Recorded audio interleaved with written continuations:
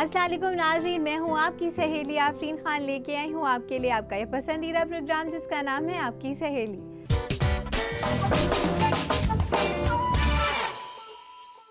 नाज़रीन, आज हम आपके लिए लेकर आए हैं ज़ेवर बाज़ार, जिसमें हम अपडेट कराएंगे आपके ज्वेलरी बॉक्स को और साथ ही साथ आपकी मुलाकात कराएंगे हमारी हेल्थ एक्सपर्ट से, जो हमें देंगे एक अहम मौजू पे बहुत ही अहम जानकारियाँ। इससे पहले शुरुआत करें आज के इस एपिसोड की। चलिए देखते हैं इसकी एक छोटी सी झलक।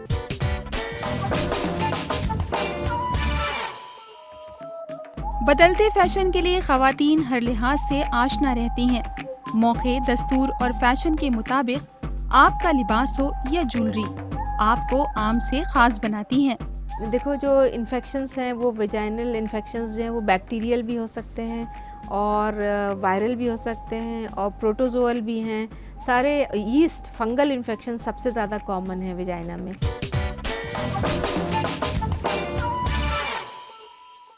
तो नाज़रीन, चलिए बढ़ते हैं हमारे पहले सेगमेंट की तरफ, जिसका नाम है ज़ेवर बाज़ार। नाज़रीन, आज हम आपको बताने वाले हैं इयररिंग्स के बारे में, जो एथनिक है और हर एक ड्रेस के साथ जाते हैं, जिनको पहनते ही आप बहुत ज़्यादा खूबसूरत और शानदार दिखने लगते हैं। तो चलिए देखते हैं इस सेगमेंट में क्या खास लाए हैं हम आपके लिए।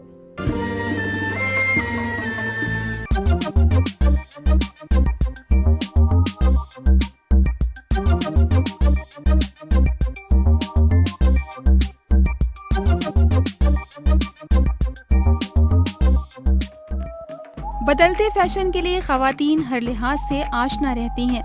मौके, दस्तूर और फैशन के मुताबिक आपका लिबास हो या ज्वेलरी आपको आम से खास बनाती हैं। अब बात अगर जेवरात की ही क्यों ना हो, छोटी सी ज्वेलरी भी आपके हुस्न को कमतर या बेहतर बना सकती है। अमूमन हम इस सच्चाई को अनदेखा कर जाते हैं। इसीलिए स्टाइल सेगमेंट में आज हम आपके लिए लाए हैं छोटी सी ज्वेलरी यानी ईयर रिंग के बारे में अहम और खास बातें। चेहरे पर तबस्सुम और कानों में दिलफरेब ईयर रिंग आपकी खूबसूरती में चार चांद लगा देता है। इसीलिए हमारे चेहरे की बनावट के मुताबिक अगर मुनासिब शेप वाली ईयर रिंग पहनी जाए तो यकीनन दिलकशी में इजाफा होगा। ईयर रिंग में यूं तो अनगिनत किस्म की बनावट मौजूद है, लेकिन इसके बावजूद लटकन यानी झुमकियों का क्रेज हमेशा की तरह हर दौर में रहा है। छोटी से लेकर बड़ी, मोतियों के काम वाली, multi colour stone, Kundan, Ruby से लेकर सोने चांदी की रिवायती झुमकियां हर दौर, हर उम्र की खवातीन के लिए पहली पसंद रही हैं। अगर आपका चेहरा ओवल शेप है तो आप पर हर तरीके के ईयररिंग अच्छे लगेंगे। फिर भी चेहरे के मुताबिक लटकन ईयररिंग यानी झुमकियां बेहद छबेंगी। स्टाइल और बनावट के लिहाज से ज्यामिति बनावट जैसे तीन कोने, आयताकार, चौकोर, गोल वगैरह शेप के ईयररिंग भी बाजार में एक बहुत बड़े तबके की पसंद है। अमूमन कान के बीच में एक बड़े रूबी कुंदन, रंगीन स्टोन या क्रिस्टल के साथ मोतियों या क्रिस्टल का जगमगाता कॉम्बिनेशन ऐसे ईयररिंग्स को खास लुक देता है। गोल चेहरे की खवातीन के लिए ऐसे ईयररिंग्स बेहद मुफीद हैं। डिजाइन, काम और स्टाइल के लिहाज से रोजाना बाजार में एक से बढ़कर एक डिजाइनर ईयररिंग्स की आमद जोर शोर से हो रही है। मसलन मोर की बनावट वाले निहायत खूबसूरत ईयररिंग, इसमें ऊपरी हिस्सा मोर की शक्ल में है, जिसमें रंगीन स्टोन्स का खूबसूरत इस्तेमाल है, जैसे नीला, फिरोजी, रानी वगैरह वगैरह।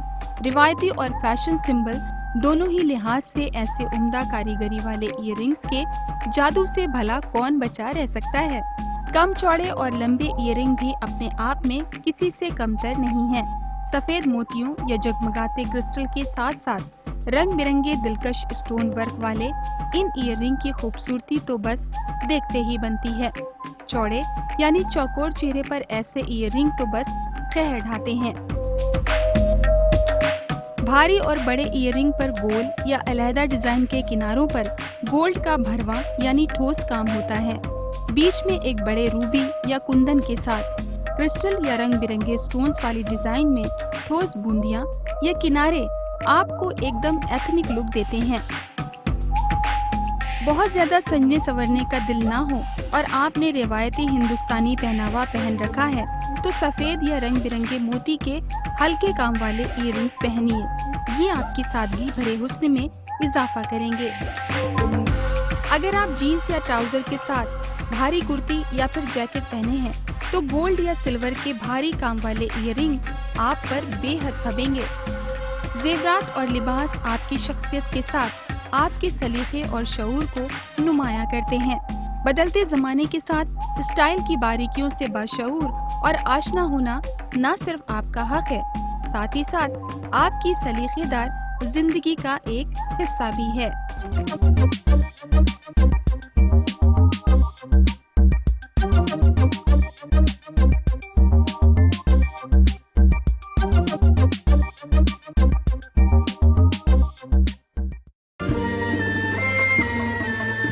तो नाज़रीन, देखा आपने ये सारी एथनिक ज्वेलरी, खास करके इयररिंग्स आपकी खूबसूरती में कैसे चार चांद लगाती हैं और आप इसका इंतखाब करके बन सकती हैं बेहद स्टाइलिश।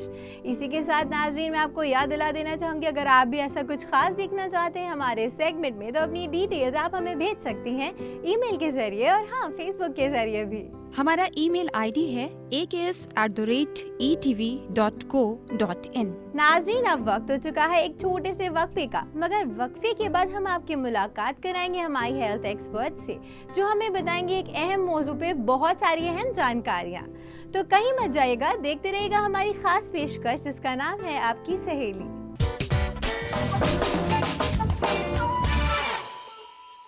नाज़रीन, वक्फे के बाद आपका खैर मकदम है इस प्रोग्राम में जिसका नाम है आपकी सहेली। तो नाज़रीन, चलिए बढ़ते हैं हमारे दूसरे सेगमेंट की तरफ जिसका नाम है हेल्थ एक्सपर्ट टॉक। नाज़रीन, आज का हमारा मौजू हमारी हेल्थ एक्सपर्ट ही हमें बताएंगी, उन्होंने ये सीक्रेट रखा है। तो चलिए चलते हैं हमारी हेल्थ एक्सपर्ट के जानिब इस्तकबाल करते हैं इनका। डॉक्टर सितवत, आपका इस्तकबाल है हमारे इस प्रोग्राम में। शुक्रिया आफरीन, बहुत बहुत। डॉक्टर सितवत, जैसे कि आज का मौजू आपने सीक्रेट रखा है हमारी नाज़रीनों ख़वातीन के लिए, तो आप इन्हें बताइए कि आज का हमारा मौजू है क्या। आफरीन, मैं बताना चाहूँगी, पिछली बार हम लोगों ने बात की थी इम्यूनिटी की और इन्फेक्शंस की। आज मैं बताना चाहूँगी कि जो ख़वातीन में वेजाइनल इन्फेक्शंस हैं, जिसको लेके बहुत सारी हमारी ओपीडी अटेंडेंस होती है, तो उसके बारे में मैं कुछ बताना चाहूँगी कि ये क्या है, क्या वजूहात हैं इसके, क्योंकि इसके बहुत सारे लोगों को बड़े मिसकंसेप्शंस हैं। लोग सोचते हैं कि हमको ये इसलिए हो गया, टॉयलेट सीट से हो गया, या हमको मतलब कहीं और से लगा है, क्या है, तो उसके बारे में आज हम लोग थोड़ी बात करेंगे। ये बहुत ही अहम मौजू है जिसके बारे में आज आप हमारे नाज़रीन को बताएंगी। सबसे पहले डॉक्टर सितवत, मैं आपसे ये जानना चाहूँगी, जैसे वजाइनल इन्फेक्शन काफ़ी आम होते जा रहे हैं, तो इसके बारे में आप हमारे नाज़रीन को क्या बताना चाहेंगी? देखिए, ये वेजाइनल इन्फेक्शंस जो हैं ये बहुत ही कॉमन हैं, और वेजाइना जो एक हमारे बॉडी का ऑर्गन है वो अपनी हिफाजत खुद ही करता है, यानी उसके अंदर फंगस भी होता है और बैक्टीरिया भी होते हैं, जिसका एक वो कॉम्पोजिशन होता है जो नॉर्मल होता है, तो वो काफ़ी इन्फेक्शंस को अपने आप ही डील कर लेता है। वो जो बैक्टीरिया होते हैं, अच्छे बैक्टीरिया, हमारे लिए हेल्दी बैक्टीरिया होते हैं, जो काफ़ी इन्फेक्शंस को मतलब एक तरह से इम्यूनिटी प्रोवाइड करता है बॉडी को और इन्फेक्शंस को नहीं होने देता। लेकिन कहीं अगर ये बैक्टीरिया, हमारे अच्छे बैक्टीरिया अगर ख़त्म होने लगते हैं बॉडी से, तो सारे इन्फेक्शंस हमारे अंदर वेजाइनली होने लगते हैं। तो एक जो इम्पॉर्टेंट बात है मैं बताना चाहूँगी कि अगर कोई ख़वातीन बहुत दिन से एंटीबायोटिक्स ले रही हैं, या फिर कोई ऐसी उनको ड्रग्स चल रही हैं, या उनको डायबिटीज़ है, या उनको जो है उनकी कोई सर्जरी हुई है उस एरिया में, तो उससे क्या होता है कि वो जो अच्छे बैक्टीरिया जो मतलब डिजीज़ को फाइट करते हैं वो कम हो जाते हैं और इन्फेक्शंस वहाँ शुरू हो जाते हैं। डॉक्टर सितवत, अब मैं आपसे ये जानना चाहूँगी, जैसे आप कह रही है कि जो अच्छे बैक्टीरिया हो जाते हैं वो कम हो जाते हैं और बुरे जो बैक्टीरिया हैं जिनसे परेशानी का सबब बन सकते हैं वो ज़्यादा हो जाते हैं, तो इन्हें प्रिवेंट कैसे कर सकती हैं और ये कॉमन क्यों होते जा रहे हैं? ये जो देखो, जो इन्फेक्शंस हैं वो वेजाइनल इन्फेक्शंस जो हैं वो बैक्टीरियल भी हो सकते हैं और वायरल भी हो सकते हैं और प्रोटोजोअल भी हैं। सारे यीस्ट फंगल इन्फेक्शन सबसे ज़्यादा कॉमन है वेजाइना में। तो होता क्या है कि जैसे अगर फंगस अच्छा बैक्टीरिया अगर कम हो गया है किसी वजह से, तो जो फंगस है वो ओवर ग्रोथ हो जाती है उसकी, तो उसको हम लोग कॉमन वर्ड्स में कहते हैं कैंडिडा इन्फेक्शंस। आपने सुना होगा ईस्ट इन्फेक्शन, फंगल इन्फेक्शन का बहुत ही नाम होता है। तो एक इन्फेक्शन जो है वो है फंगल इन्फेक्शन, दूसरा जो इन्फेक्शन मैं बताना चाहूँगी वो ट्राइकोमोनास से हो जाता है, वो उसकी वजह से काफ़ी प्रॉब्लम ख़वातीन को होती है, जिसमें सिम्टम्स मैं आपको बाद में बताऊंगी इसके।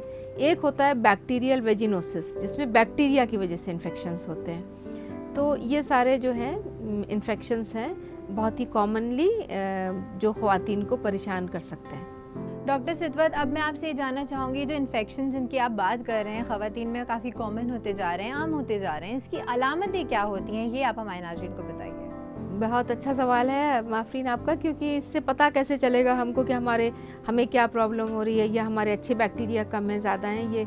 तो इसमें होता क्या है कि जो ख़वातीन हैं उनको ज़्यादातर एक प्रॉब्लम होती है वेजाइनल डिस्चार्ज की। वो ये कंप्लेन करती हैं कि हमको सफ़ेद पानी जा रहा है या डिस्चार्ज हो रहा है। और दूसरी प्रॉब्लम क्या हो सकती है कि उनका वो डिस्चार्ज स्मेली होने लगता है, थोड़ा सा स्मेल आने लगती है अंडरगारमेंट्स में। थर्ड जो इन्फॉर्मेशन है वो ये है कि उनको इचिंग होने लगती है, काफ़ी खुजली की शिकायत करती हैं कि हमको खुजली होती है, या फिर बर्निंग की सेंसेशन होता है, उनको कहती हैं हमको बर्निंग सेंसेशन है, या फिर ड्यूरिंग कांटेक्ट जो है वो काफ़ी उनको पेनफुल होता है। तो ये, और एक प्रॉब्लम उनको कभी कभी यूरिन में भी हो सकती है कि यूरिन करने में उनको बर्निंग सेंसेशन होने लगता है। तो सारे इन्फेक्शंस के सिम्टम्स तो बाय एंड लार्ज यही होते हैं कि बर्निंग है, इचिंग है, पेन है, डिस्चार्जेस है। अब ये डॉक्टर का काम होता है कि ये मालूम करे कि कौन सा इन्फेक्शन है ताकि उसको सही से ट्रीटमेंट हो सके।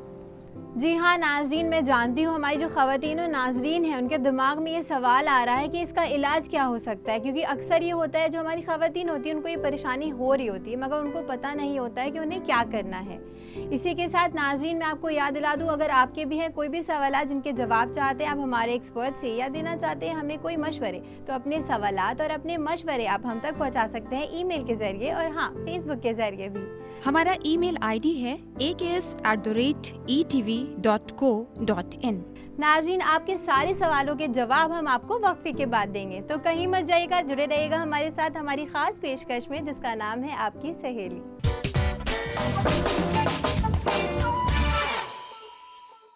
नाज़रीन वक्फे के बाद आपका खैर मकदम है इस प्रोग्राम में जिसका नाम है आपकी सहेली। तो नाज़रीन आप वेट कर रहे होंगे कि हम आपको बताएं कि क्या प्रिकॉशंस ले सकते हैं, साथ ही साथ क्या इलाज होते हैं इन सारे इन्फेक्शंस के। तो चलिए चलते हैं हमारे गेस्ट के जानिब और जानते हैं इनसे क्या प्रिकॉशनरी मेजर्स हैं इसके लिए।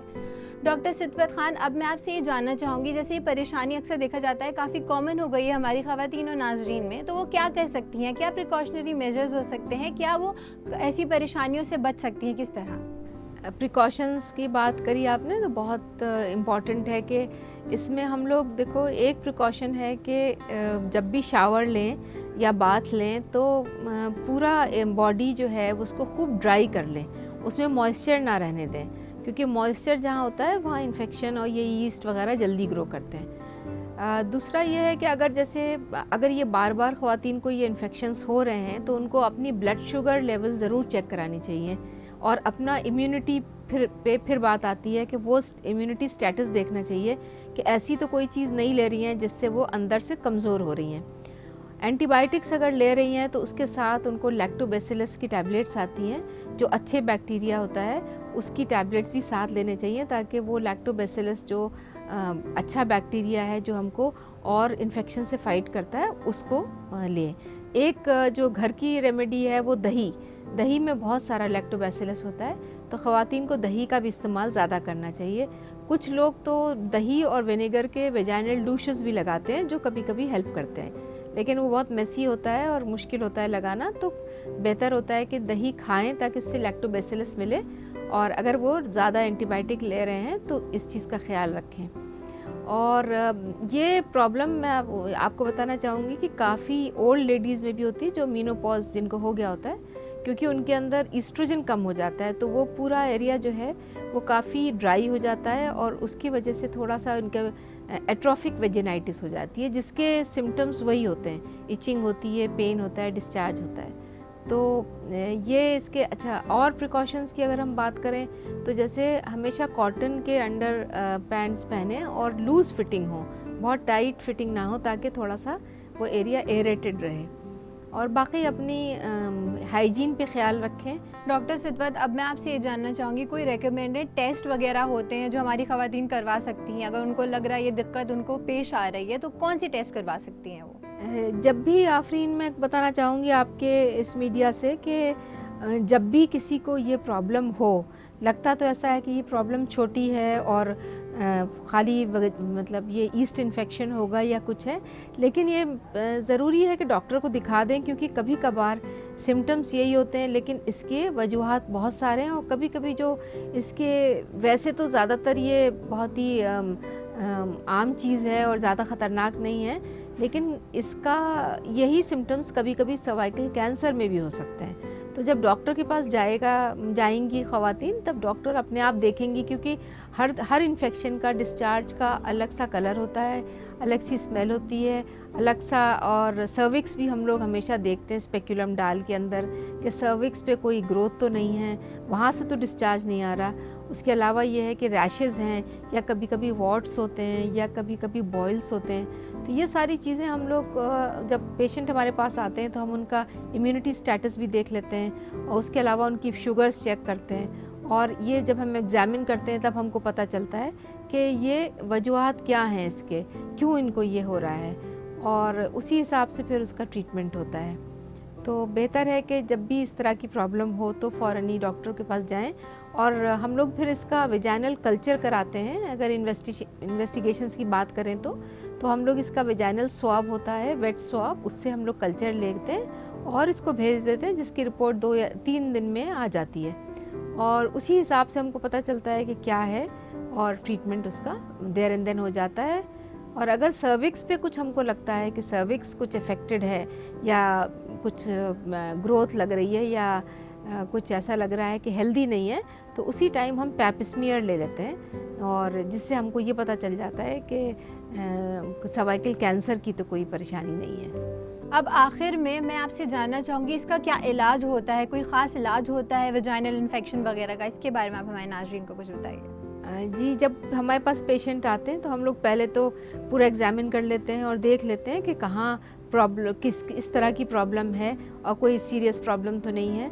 और बाकी इलाज इसका बहुत सिंपल है। कुछ वेजाइनल टैबलेट्स होती हैं जो हम लोग देते हैं, और कभी कभी अगर फंगल इन्फेक्शंस होते हैं तो हम लोग ओरल टैबलेट्स भी देते हैं। और ज़्यादातर चाहते हैं कि दोनों पार्टनर्स को ट्रीट करें, तो हस्बैंड को भी और वाइफ को भी, क्योंकि ये कुछ इन्फेक्शंस इसमें से सेक्सुअली ट्रांसमिटेड होते हैं, जिसमें से ईस्ट इन्फेक्शन जो है, कैंडिडा, ये सेक्सुअली ट्रांसमिटेड नहीं है। बाकी और ट्राइकोमोनास, बैक्टीरियल वेजिनोसिस, तो ये टू एंड फ्रो जाता है, कभी हस्बैंड को होता है, और मेल्स को ज़्यादा इसका एहसास नहीं होता, पर फीमेल्स को ये इफेक्ट करता है। तो जो प्रॉब्लम्स होती हैं, जैसे इचिंग की प्रॉब्लम है, उसको क्योर करते हैं, वेजाइनल पेसरीज देते हैं, एंटी फंगल्स देते हैं, एंटी बैक्टीरियल्स देते हैं। ये सारी ट्रीटमेंट इसका सिंपल है, और मेन इसका यही होता है कि कोई ख़तरनाक चीज़ तो नहीं ग्रो कर रही है, वो मालूम कर लेते हैं इससे। अगर अब हम बात करें वेजाइनल इन्फेक्शन की, तो precaution is better than cure, ये जो बात है ये बिल्कुल फिट बैठेगी इसके लिए। सितवत मैम, आप हमारे इस प्रोग्राम में आई और आपने हमारी नाज़रीन और ख़वातीन को इतनी अहम जानकारियाँ दी, इसके लिए आपका बहुत बहुत शुक्रिया। आपका भी बहुत बहुत शुक्रिया, थैंक यू। नाज़रीन, मैं जानती हूँ हमारी ख़वातीन के दिमाग में बहुत सारे ऐसे सवाल होंगे जिनके जवाब वो चाह रहे होंगे डॉक्टर सितवत से, तो इंतज़ार मत करिए, जल्दी से अपने सवालात आप हमें भेज दीजिए ईमेल के ज़रिए और हाँ, फेसबुक के ज़रिए भी। नाज़रीन, हम आपके सवालात और आपके फीडबैक्स के मुंतज़िर रहेंगे। हमारा ईमेल आईडी है aks@etv.co.in। इसी के साथ नाज़रीन, अब वक्त हो चुका है हम अपने प्रोग्राम को यही ख़त्म करें, लेकिन होगी आपसे फिर मुलाकात बहुत सारी नई जानकारियों के साथ। तब तक के लिए आपकी सहेली की पूरी टीम को दीजिए इजाज़त। खुदा हाफिज़।